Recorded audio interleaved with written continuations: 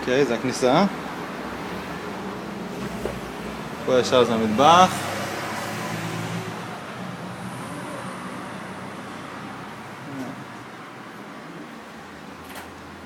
אגב, יאלי, זה לא הדירה שלנו, כן? זה דירה של השכנים שלנו.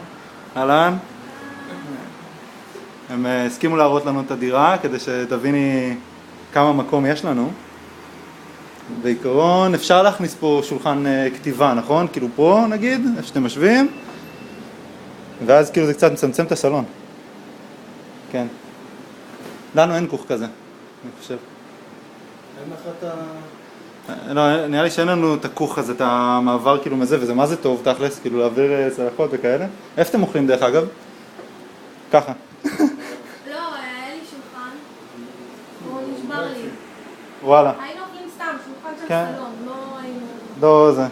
אבל יש לך דבר כזה? אני חושב שלנו גם יש את כזה, אתם יודעים? כאילו הדבר הזה? כן, הדבר הזה. יש לך דבר כזה? למה? נכון, זהו, אז עכשיו אמרתי לה שתעשה דלפק. היה לו שולחן כזה. כן, היה לו שולחן דלפק? וואו, נדע, זה בסדר שניכנס לחדרים, נסיים אותם?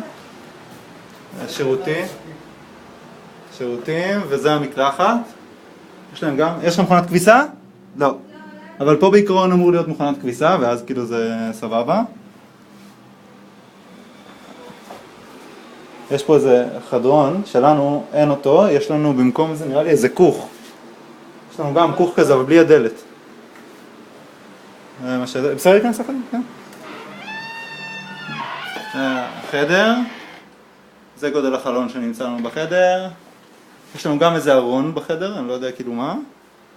מיטה, וכמו שאתה רואה, נכנס פה שולחן איפור, אז גם שולחן כתיבה כנראה ייכנס פה.